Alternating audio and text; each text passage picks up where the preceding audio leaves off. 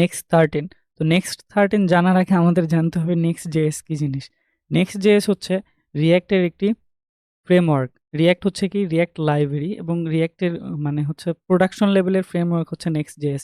তো রিঅ্যাক্টে আমরা কি করি, রিঅ্যাক্টে রাউটিং সিস্টেমের জন্য আলাদাভাবে লাইব্রেরি ইনস্টল করি, তারপরে আরও অন্যান্য কাজ করার জন্য ছোট ছোট লাইব্রেরি ইনস্টল করে আমরা রিঅ্যাক্ট লাইব্রেরির সাথে অ্যাডজাস্ট করে একটা বড় প্রজেক্ট তৈরি করি।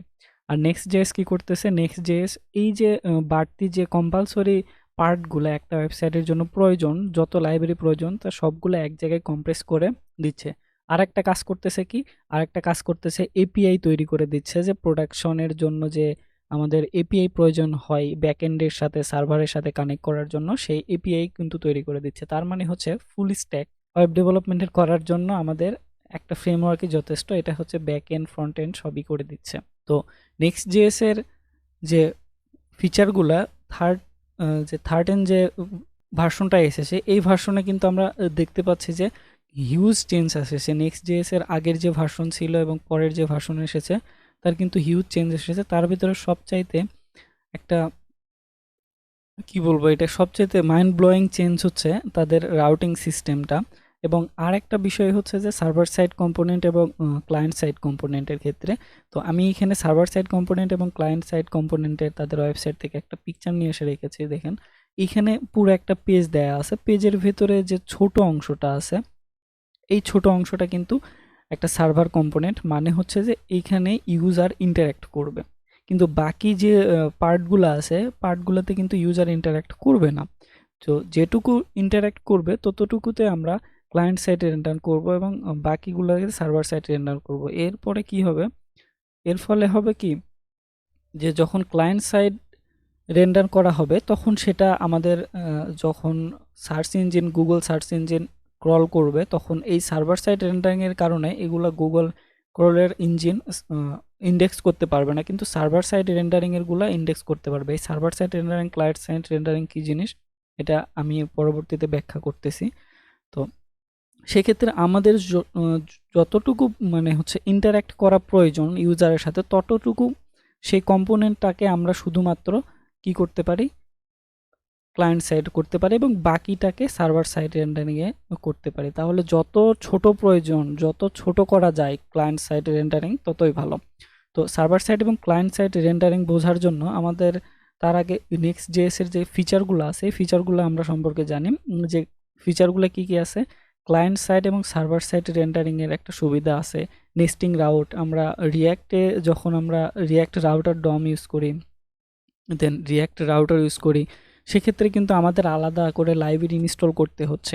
এরপরে ডাটা ফেচিংয়ে 13 যে ভার্সনটা এসেছে তা সেখানে আরও মাইন্ড ব্লোয়িং সিস্টেম করছে। এখানে ইউজ ইফেক্টের প্রয়োজন হচ্ছে না। তো এটা নিয়ে কন্ট্রোভার্সিও তৈরি হয়েছিল টুইটারে, যে রিঅ্যাক্টের উপরে বেস করে নেক্সট.js তৈরি হয়েছে কিন্তু রিঅ্যাক্টের ফান্ডামেন্টাল বিষয়গুলোকে চেঞ্জ করতেছে।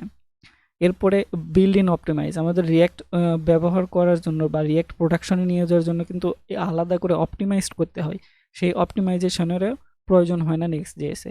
এরপরে এপিআই সিস্টেমটাও কিন্তু ইনক্লুড করা আছে নেক্সট.js এর ক্ষেত্রে।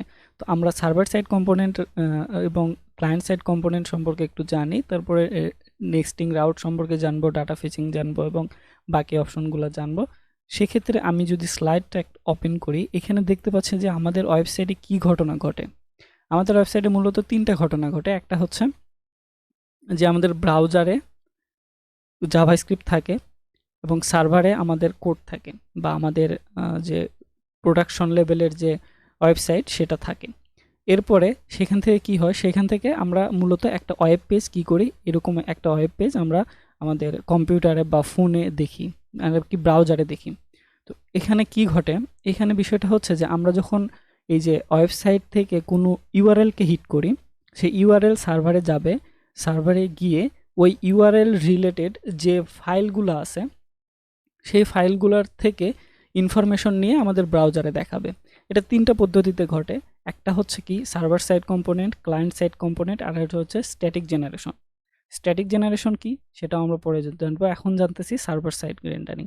সার্ভার সাইড রেন্ডারিং হচ্ছে যে আমরা যখন এই ব্রাউজার থেকে ইউআরএলকে হিট করব, ব্রাউজার থেকে ইউআরএলকে হিট করার পরে সেই ইউআরএল এর রিলেটেড যা প্রয়োজন সেগুলা নিয়ে একটা সম্পূর্ণ ওয়েব পেজ এই যে সার্ভারেই তৈরি হবে, সার্ভার অ্যাপেই সেই ওয়েব পেজটি তৈরি হবে এবং ওই ইউআরএল এর রিলেটেড যে ওয়েব পেজটি তৈরি হলো এই ওয়েব পেজটি আমাদের গিয়ে এই যে ওয়েবসাইটে দেখাবে বা ব্রাউজারে দেখাবে।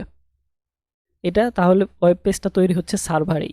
এতে করে কি হচ্ছে, এতে করে যখন গুগলের ক্রলার ইঞ্জিন আসতেছে এসে যখন এই যে এই ওয়েব পেজটা কিন্তু এইখানে তৈরি হচ্ছে না, তৈরি হচ্ছে এখানে তৈরি হয়ে এখানে আসতেছে, মানে পুরোটা ভিজুয়ালি দেখা যাচ্ছে। এটা আমরা ব্রাউজারে দেখব পরবর্তীতে।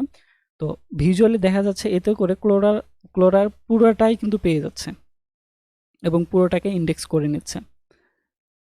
এই কারণে সুবিধা। আমরা যদি আরেকটু ভিজুয়ালি দেখার চেষ্টা করি যে আমরা যখন বিল্ড করি ইন্ডেক্স এইচটিএমএল, দেন কম্পোনেন্ট থাকে, স্টাইলস সিএসএস থাকে। আমাদের রিঅ্যাক্টে কি করে আলাদা করে কম্পোনেন্ট তৈরি করা হয় এবং ইন্ডেক্সের ভেতরে সেগুলোকে পুশ করে দেওয়া হয় এবং স্টাইল সেটা আলাদা করা থাকে। এটা হচ্ছে বিল্ড এনে। এবং সার্ভারে গিয়ে কি করে, সার্ভারে গিয়ে আমাদের সার্ভার সাইড রেন্ডারিংয়ের ক্ষেত্রে যখন ইউআরএলকে হিট করা হয় তখন এই যে অ্যাপ সার্ভারে এই জিনিসগুলো দিয়ে একটা পেজ তৈরি হয়। পেজ তৈরি হয় মানে হচ্ছে কোথায় পেজ তৈরি হয়, এইখানেই কিন্তু পেজ তৈরি হয়। তো পেজ তৈরি হওয়ার পরে সেটা আমাদের এই যে ব্রাউজারে বা রান টাইমে দেখায়। এটা হচ্ছে সার্ভার সাইড কম্পোনেন্ট। এবং যদি আমরা ক্লায়েন্ট সাইড রেন্ডারিংটা দেখি, ক্লায়েন্ট সাইড রেন্ডারিংয়ে কী হচ্ছে যে এই ওয়েব পেজটা সম্পূর্ণটা ব্রাউজারেই তৈরি হচ্ছে। সার্ভার কি করতেছে, সার্ভার শুধু এইচটিএমএল সিএসএস জাভাস্ক্রিপ্ট বান্ডাল আলাদাভাবে দিচ্ছে, সেগুলা নিয়ে এসে এখানেই কিন্তু সব ওয়েব পেজ বিল্ড করতেছে, নতুন করে তৈরি করতেছে। সার্ভার কিন্তু তৈরি করে দিচ্ছে না। এটা হচ্ছে ক্লায়েন্ট সাইড রেন্ডারিং। তো ক্লায়েন্ট সাইড রেন্ডারিংয়ের ভিজুয়ালি যদি আমরা দেখি যে এইখানে দেখতে পাচ্ছি এইচটিএমএল জাভাস্ক্রিপ্ট এবং কম্পোনেন্টগুলো দিচ্ছে, সিএসএস দিচ্ছে, সেটা সার্ভার যেমন মানে হচ্ছে সার্ভার যেমন পাইছে তেমন ইউআরএল এর মাধ্যমে সেরকম জিনিসই দিচ্ছে এবং সেটা কি করতেছে ব্রাউজারে এসে সেগুলো কিন্তু আবার রেন্ডার হয়ে ওয়েব পেজ তৈরি করতেছে এবং সেটা ব্রাউজার দেখাচ্ছে। এখন ব্রাউজারে যা দিচ্ছে এটা কিন্তু সে ওয়েব পেজ তৈরি করে নিচ্ছে। এরপরে যদি আমরা যদি স্ট্যাটিক জেনারেশন দেখি তাহলে এখানে দেখা যাচ্ছে যে একটা ওয়েব পেজ, এই যে পেজটা এইখানে বিল্ডিংয়ের সময় আমরা যখন কোনো একটা প্রজেক্ট বিল্ড করার পরে আমরা এই যে ওয়েব পেজটাকে পুরোটাই সার্ভারে রেখে দেই, একটা করে পেজ পুরোটাকে সার্ভারে রেখে দেই। যখনই কোনো ইউআরএল হিট করে তখন এই পেজটা গিয়ে ডিরেক্ট এখানে দেখাই। কোনো রেন্ডারিংয়ের প্রয়োজন হচ্ছে না, কোনো নতুন করে পেজ বিল্ড করার প্রয়োজন হচ্ছে না। আমরা সব কিছু বিল্ড করেই রাখি এখানে, যে প্রত্যেকটা আলাদা করে পেজ, স্ট্যাটিক পেজ জেনারেশন করে রাখি, এইচটিএমএল পেজ তৈরি করে রাখি। এতে করে কি ঘটনা ঘটে, এতে করে আমাদের এই যে এই রেন্ডারিংয়ের কাজটা সময় কম লাগে বা পেজ বিল্ড করার সময় লাগে না একদম। মানে ইউআরএলকে হিট করার সাথে সাথে ওয়েব পেজ থেকে সার্ভার থেকে ডিরেক্ট ওই ওয়েব পেজটা এসে আমাদের ব্রাউজারে দেখায়। এতে করে স্পিডও ভালো হয়। এর ঘটনা ঘটে আমরা যখন ব্লগ ওয়েবসাইট তৈরি করার পরে যে ব্লগ ওয়েবসাইট আমরা যখন সার্ভারে রাখি এবং একটা মানে হচ্ছে প্রোডাকশন লেভেল করি, তখন কিন্তু ব্লগ ওয়েবসাইটের আমাদের মেইন ট্রাফিকটা আসে কোথায় থেকে, গুগল থেকে, গুগল সার্চ ইঞ্জিন থেকে আসে বা বিং সার্চ ইঞ্জিন থেকে আসে। তো সেখানে তারা যখন গুগল সার্চ ইঞ্জিন কি করে, তাদের হচ্ছে ক্রলার ইঞ্জিনের মাধ্যমে যত ওয়েবসাইট আছে সবগুলো ওয়েবসাইট থেকে ইনফরমেশন নিয়ে তাদের ইন্ডেক্স করে রাখে বা তাদের নিজস্ব সার্ভারে রাখে যে এই ওয়েবসাইটে এই জিনিস আছে। তো তাদেরকে তো জানতে হবে যে আমার ওয়েবসাইটে কি আছে। তো এটা জানার জন্য সার্ভার সাইড রেন্ডারিং খুব প্রয়োজন। আর স্ট্যাটিক জেনারেশনের আরেকটা সবচাইতে সুবিধা হচ্ছে খুব ফাস্ট। আর গুগল র্যাঙ্ক করার ক্ষেত্রে এটাও কিন্তু আরেকটা ইম্পর্টেন্ট জিনিস, যে খুব ফাস্টলি যে ব্রাউজার যে ওয়েবসাইটগুলো রান করে সেগুলো কিন্তু তাড়াতাড়ি দেখায় এবং সেগুলো কিন্তু প্রায়োরিটি পায় বেশি। আচ্ছা, আমরা একটা রিয়্যাক্ট এবং একটা নেক্সট.js প্রজেক্ট তৈরি করে রেখেছি। তো এই প্রজেক্টে দেখব কিভাবে সার্ভার সাইড রেন্ডারিং এবং ক্লায়েন্ট সাইড রেন্ডারিং বুঝবো এবং এটার প্রয়োজনীয়তা কি। আচ্ছা, আমরা যে রিয়্যাক্ট প্রজেক্টে আসলাম, তো রিয়্যাক্ট প্রজেক্টে আসার পরে আমরা দেখতে পাচ্ছি যে দুটো জিনিস লেখা আছে, হ্যালো, এবং পরে আরেকটা প্যারাগ্রাফ লেখা আছে। ওকে, তো এই প্যারাগ্রাফটা যদি আমরা সোর্স কোডে যাই, তো সোর্স কোডে গেলে দেখতে পারবো পুরো একটা এইচটিএমএল ফাইল দেয়া আছে এবং এইচটিএমএল ফাইলের ভেতরে আমাদের যে এই যে এখানে যা আছে এই জিনিসগুলা কিন্তু এইটাতে নাই। কিভাবে নাই, আমরা যদি সার্চ করে দেখি দেখতে পারবো এরকম কোনো জিনিস কিন্তু এখানে খুঁজে পাচ্ছে না। তাহলে এই জিনিসগুলা গেল কোথায়? এই জিনিসগুলা, এই যে বান্ডেলটা আছে, এই যে রুট, যে নাটের গুরু হচ্ছে এইটা। এ কি করতেছে, এই আইডির মাধ্যমে আমরা রিঅ্যাক্ট থেকে পুশ করতেছি। কিভাবে পুশ করি? আমাদের যে ধরি একটা এই ধরনের প্রজেক্ট আছে, এই প্রজেক্টের এখানে গেলে ইন্সপেক্ট করলাম। ইন্সপেক্ট করার পরে ইন্সপেক্ট, ইন্সপেক্ট, ইন্সপেক্ট, আচ্ছা আসছে। আমরা যদি কনসোলে যাই, কনসোলে গিয়ে আমরা যদি একটা সরি একটা HTML এলিমেন্ট তৈরি করব। তো HTML এলিমেন্ট তৈরি করার পরে সেই HTML এলিমেন্টের ভেতরে আমরা এই যে এই রুট ট্যাগটা ধরবো। ID get element by ID, এখানে get element by ID document dot get element by ID আমরা জাভাস্ক্রিপ্টে যেমন শিখেছি গেট এলিমেন্ট বাই আইডি, এটার মাধ্যমে ধরবো, ধরে অ্যাপেন্ড চাইল্ড করব। অ্যাপেন্ড চাইল্ড যদি করা হয়, অ্যাপেন্ড চাইল্ড করার পরে আমরা ধরি একটা HTML ডকুমেন্ট দেব বা এই h1 ট্যাগ দেব। h1 ট্যাগ দিলাম যে হ্যালো ওয়ার্ল্ড, হ্যালো ওয়ার্ল্ড দিলাম h1, ওকে, সাপোজ এরকম একটা দিলাম। তাহলে কি হচ্ছে যে এই যে document dot get element by ID করে আমরা হচ্ছে যে এই রুটটাকে ধরলাম। রুটটাকে ধরার পরে এই ডিভের ভেতরে আমরা জিনিসটাকে পুশ করে দিচ্ছি। তার মানে হচ্ছে যে এটা হচ্ছে যে আমাদের ব্রাউজারে কিন্তু পুরোটা রেন্ডার হচ্ছে। এটা আবার গুগল ক্রলার ইঞ্জিন যেটা আছে সেটা কিন্তু এটাকে রিড করতে পারে না। তো রিঅ্যাক্ট এই কাজটাই করে। ডম ম্যানিপুলেট করে ব্রাউজারেই। তো এটার অসুবিধা কোথায়? এটার অসুবিধা হচ্ছে সার্চ ইঞ্জিনে সমস্যা হয়। তারপরে যে যদি আমরা হচ্ছে ই-কমার্স ওয়েবসাইট দেখি, ই-কমার্স ওয়েবসাইটের কিন্তু মূল মন্ত্রটাই হচ্ছে যে তাদের কিছু মার্কেটিং পারপাসে কিছু কাজ করে, আবার বেশিরভাগ করে কিন্তু সার্চ ইঞ্জিনের জন্য।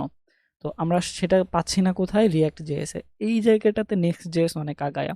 তো নেক্সট জেএস কি করতেছে, আমরা যে জিনিসগুলা পাচ্ছি সেই জিনিসগুলা কিন্তু আমাদের সোর্স কোডেও দেখাচ্ছে।